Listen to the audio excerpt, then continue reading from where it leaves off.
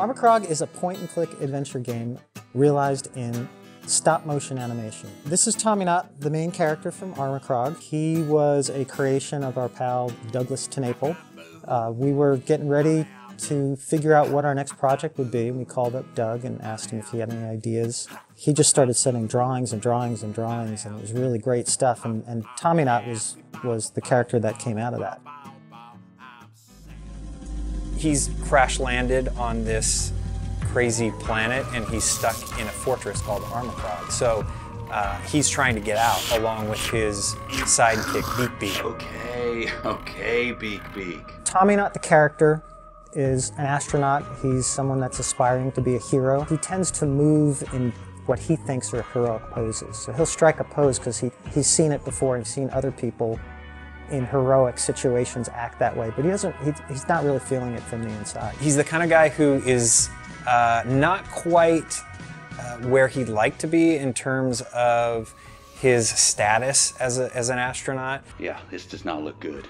Michael Nelson of Riff Tracks and Mystery Science Theater fame is the voice of Tommy Knott. Beak, look at that. What do you make of this guy? We were looking for somebody that kind of was a little bit of an everyman, played it a little straight. We didn't want any kind of over-the-top performance. And it's actually a really nice counterpart to Tommy's pal Beak, who is Rob Paulson. Ooh, an omelet. We had worked with Rob in the past. He always brings so much to the table in terms of personality and even content. I don't think our pod insurance is gonna cover this. Our deductible is nuts too. Beak is Tommy's blind alien dog, but he's actually his best friend. At times he's kind of the voice of reason, but he's also a wisecracking guy that likes to have a good time. We'd never done a game where you could switch control between two characters. Tommy and Beaky were such a cool little team together that we wanted to try it where you could switch between the characters and do different things with each character. Beaky's much smaller than Tommy, so obviously he can fit into areas that Tommy can't fit into. Tommy, he's a bigger character, he's stronger, he can push things around. He's got opposable thumbs so he can pick things up.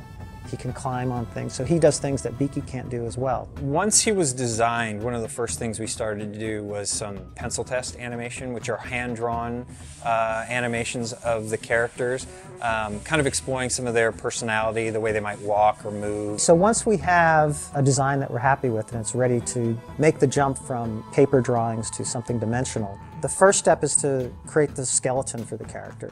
So in stop motion, inside these characters are little skeletons called armatures. We'll design these armatures to fit the proportions of the character that we have in the drawing. I'll mount it to a piece of wood and then sculpt using plasticine what the character is going to look like over that armature. From that sculpt, we make a mold, and then using that mold, we put the armature in the mold and then inject foam rubber into the mold. And when that dries, we paint it with this special, it's called Pax paint. And you get a character like this. He looks like he's made out of clay, and we sculpt it so it looks that way, but this is far more durable than clay. That gives us a physical puppet that we can bring on set and begin the stop-motion animation process. There's this magic when things all start to come together.